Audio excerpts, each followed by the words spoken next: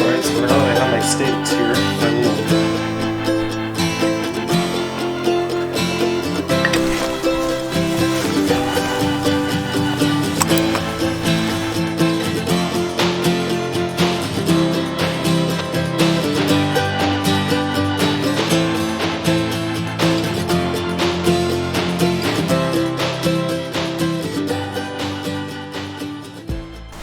Good afternoon. It's Sunday, the day before the opening of white-tailed deer. I'm just outside of Perth, west of Perth, and we had a pretty wicked windstorm a couple days ago, so I want to go down and double check that one of our blinds is actually still standing. They're calling for a southern wind tomorrow right through till Wednesday, which is not very good because the property that we're planning to harvest out of runs south to north, and it's about 400 meters wide. So if we have a southern wind, it's not going to be very good, because even our presence here, because we plan on camping here at the property the whole time that we're here, we're going to spook all the deer before we even get into position. So hopefully that does not happen. Right now it's a northwest wind right now, which is perfect. We hope that keeps up. I'm actually here with another YouTuber ranger. He's going to be coming in a few hours. I forgot it was daylight savings time, so I'm not an hour early. I'm actually 2 hours early. We're on his buddy's property. Coming up on the blind here. It's pretty quiet. Wind's coming directly from the north now, which is really good. We really want that north wind. We don't want south wind. Okay, yep, there it is. The I don't know if you can see that. Just down there. There's the blind. It looks like it survived the. Looks like she survived that windstorm. That's really good. Sorry about that. I'm all fingers. Can't really do a lot with these gloves. There's not a lot of dexterity with them. So the plan is I'm allocating 3 days. 3 full days of hunting. Even though the season's open for 2 weeks, I can only commit the time off because later this month I'm actually going down to Guadeloupe to sail a 40-foot lagoon from Guadeloupe to Bahamas, which is going to be a nice treat. I was supposed to be actually finish that trip by now, but that didn't pan out. Everything got pushed to the right, so I leave on November 15th, which is right at the end of whitetail. But we have 2 buck tags, and we're hopefully going to get our fill with this property. We scouted 2 weeks ago, and we saw a monster 8-point buck. God, it was probably pushing close to 200 pounds, probably 4-5 years old. And then later on I stayed until dusk and I saw a nice little 4 to 6 point, maybe 120 pounds, 2.5 to 3 years old, which is perfect because Ranger has a larger family. So if we get those 2 bucks, I'm going to take the smaller one because I only need it for me and my son, where he's going to harvest the larger one, either vice versa. What we shoot, we're going to split it, so where it's actually going to be consumed. That just makes sense. Okay, so what my plan is I'm going to go a little bit primal for this. I'm going to be building a debris hut. If you don't know what that is, it's pretty cool. There's a lot of YouTube videos on it. I've used it three times, and I've had really good luck with them every single time. And hopefully I can video some of that, so maybe it'll be a little bit interesting. Yeah, so that's going to be good. So I just want to go over some of the gear that I'm going to be using. So my deer gun is going to be a Browning lever action, chambered in 243 with a Bushnell 6 to 9 power Legend. I also have my 12 gauge Mossberg 535.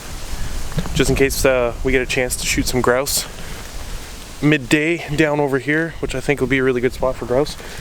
I got a small camp stove. The reason for that is because they're predicting for that south wind like I was telling you. So we don't want to be setting a campfire. It's a little messy in here right now, but this is all my clothing and scents and whatnot. This is my main hunting gear here. Water bottle, the usual stuff and everything. But since we're car camping, I'm really gonna spoil myself this time. You know, I got everything for processing, a rope to hang the deer, cutting board, all my bags, snacks, toilet paper, extra food, beer, of course. To show you what's my pack.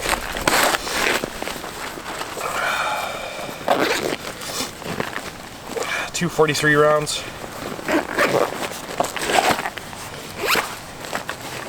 Orange vest, which I'll most likely be wearing tomorrow. These polypropylene gloves. They're actually really good for duck hunting. They keep your hands really dry. But I'm not going to be using those this time. I'm just going to pick these little jobbies up. What are they? Manzellers? I don't know. Never used them before. I'll let you know if I like them. They seem alright. Got my grunt.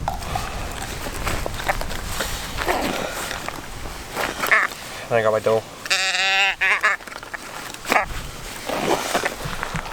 So real quick, when I was just showing my belt gear, I let that little doe call go off. And I'm pretty sure I heard a grunt not too far away. It wasn't very loud, my little call there, but he's up over here somewhere.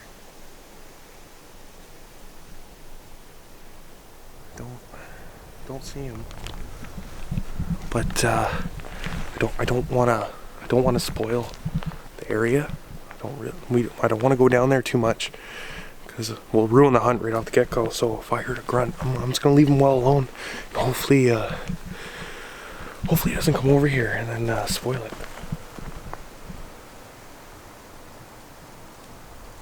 Or I could be just hearing things. Maybe I'm just going crazy.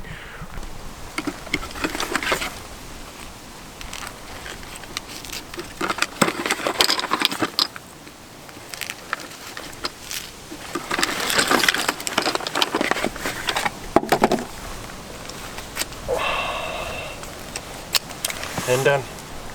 Found a spot that might be suitable for the debris hut. Oh.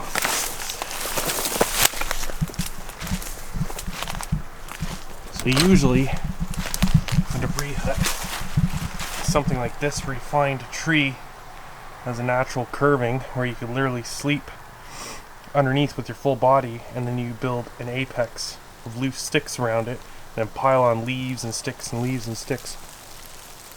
It is starting to snow. Yeah, so this tree here looks a little bit more promising. A lot less work of clearing, which is always a bonus. But there's also no shortage of natural materials around to build this hut. Right here. Oh, get under here. It's a little high, but you can get your feet all nestled in there. And as long as we don't get the southern wind, it should be alright and sheltered. This side's actually not even that bad either, but it's still pretty high as well. Yeah, this might be our spot. It's nice and flat, no rocks. Berries all over the place. I really don't know what those are. I'm not a forager kind of person. Interested if anyone knows what those are. They look like snake. Oh, we used to call them when we were kids snake berries. We'll see. Alright, so let's see if we can get started doing this.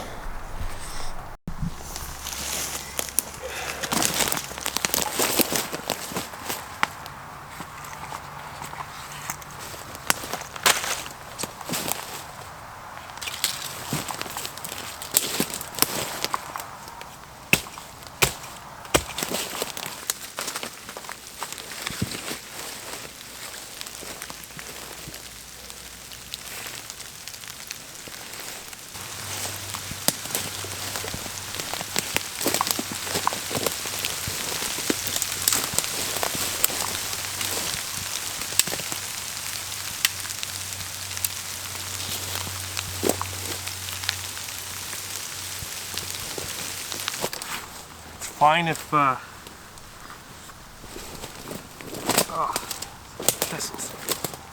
it's fine if the sticks are a little bit rotten, and they don't have to be super super strong, so they're not holding up a significant amount of weight. But don't make the whole shelter out of rotten wood. You want to have a couple good strong ones. Like even this is a bit mushy. This will probably be a really good edge pull.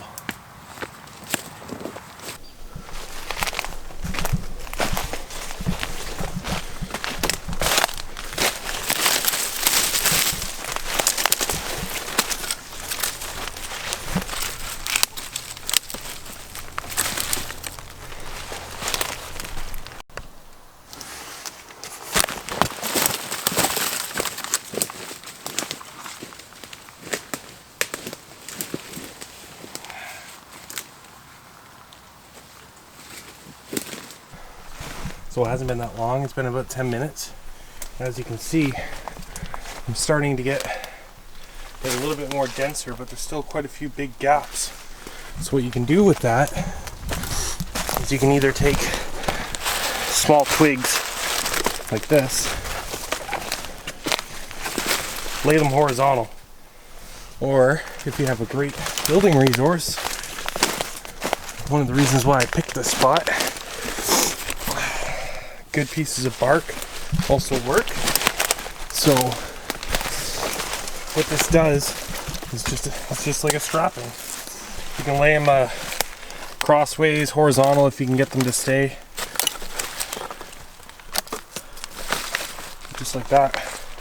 So I'm not sure how much further I'm gonna have to go out, because I'm gonna actually use my rucksack as a door and a pillow. Yeah, so we'll see. So all I'm going to be doing now is going over and grabbing lots of leaves and sticks and whatnot, and I'm going to start laying it all over each side of the hut. Now it's okay if the leaves are a little bit damp, that's alright. You don't want them soaking for obvious reasons. Since I do have a thermarest, I'm going to be using that. But normally what you do is you go out and you find some really dry leaves, put that in as your bedding first, then put the other leaves on top. And it's a really good insulator. I was once in one of these for a whole night while it was raining, torrential downpour, and the only issue I had with this type of shelter was my rucksack was on the door and the water was dripping over the edge, hitting the rucksack and splashing me in the face. But inside the actual shelter, I didn't get dry. So I know there's no rain coming in tonight, so I'm only gonna build up about 6 inches of leaves and sticks. That's all I'm gonna need to keep heat. If there was rain or I wanted to do this or it was a little bit colder, in theory, this hut, when you're done with it, you should be able to stick your whole arm into and grab one of the sticks. So that's about 2 feet of debris all over the hut, but I don't need that much, so.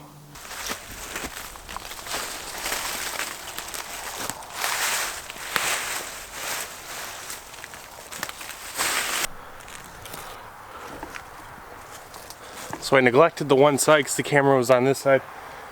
Anything that falls through the actual cracks, just reach in, grab them, and then put them right back on the pile, and hopefully it'll stay. I'm just gonna bring it over here just to show you it's not rocket science how to pick up leaves.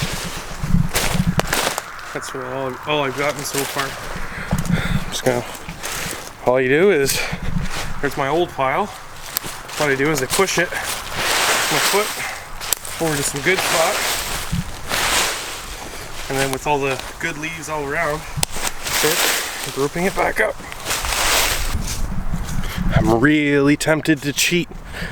I'm running back to my car because, like a bonehead, I left the door open again. I'm gonna kill my battery if I keep doing that. The reason why I kept it open at first is because I have cold stuff, and it's about the temperature of a refrigerator out right now. And I just found these. Oh, nice dry leaves. Okay, I'm gonna take these. See you guys in a bit. I'm gonna put the camera in the car and then I'll come back for it. A little small, I might have to extend it and close the opening just a bit. But I'm gonna see if I can get some pine for that. It'll be a little bit easier. Alright, so this is what I got. Not bad. It's only about not even 4 inches at some spots. As you can see, there's a couple little holes near the top. The holes at the top I'll address, but the ones near the bottom and the back there, I'm not going to be too worried about it. Normally you would have leaves, dry leaves here for your bedding, but I'm going to be using my Thermarest. So I'm going to see what it looks like when I get in there. Might be a little narrow at the end. What do you think?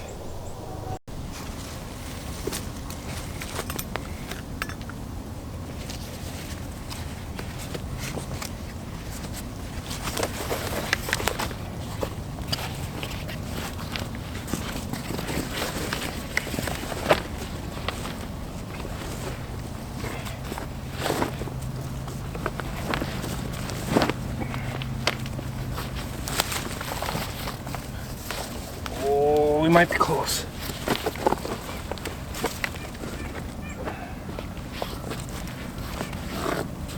That's it. It's right here. Ah! Some leaves came down. Ah, no, this should be all right. This should be all right.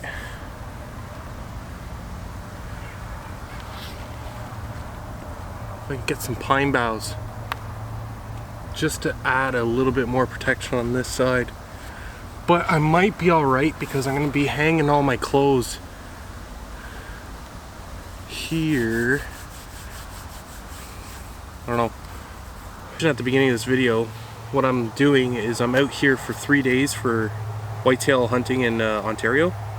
Today is Sunday and opening morning is tomorrow. So I'm going to be living out of this the whole time, and I'm not going to be completely off in the bush. I'm car camping because the land that I'm on right now is really small, and we don't want to push the bush and scare all the deer out of there. So we're camping just like literally, I can see the house from here. It's not far. I'm not some crazy woodsman going in 10 kilometers or anything. It's just I want to do it like this. That's how they did it way back in the day. Didn't have rifles then, but you get the point. Having a little fun with it on our deer hunt. Alright, so to make the shelter, you don't need any nails, screw, wire, fasteners, nothing. You need an apex tree. That's the length of your body at least. You need sticks piled up in an A-frame formation like this. Leaves, sticks, bark, 6 inches minimum. 6 inches minimum. If this was something I was going to stay in the winter, which would be hard to build in the winter because of all the snow, you'd expend a lot more calories to try and make something like this. Be easier to make a quincy.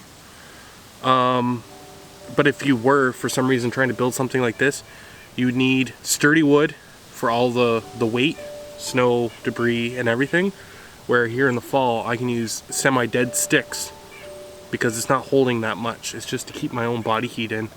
And it doesn't even have to be this high lofting. I've slept in ones that were right like this.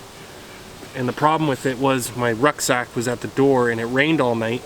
And at the top of the ruck where the rain was hitting, it was coming and splashing back in at me. And the sleeping bag that I have is really warm. It's a down-filled sleeping bag. Oh, more falling on me. So I'm not worried about being cold tonight at all. It's supposed to get to 3 degrees tonight, where my sleeping bag is for, well, minus 20, I think it is. So I'm really not worried about that. Right. So with daylight savings time, technically it would be dinner time, but I'm gonna wait because my body's not adjusted to the time yet. All right. So that should conclude the end of this shelter. Main part of the shelter. There'll be updates on it as the series progresses. I don't know really what I'm doing with all this stuff. Just filming stuff and putting it out there. Alright. If this kind of helped you or gave you some ideas or anything, you just thought it was cool, hit that like. That'd be kind of cool. I'd appreciate it. And if you want, subscribe. You don't have to. Alright. Thank you.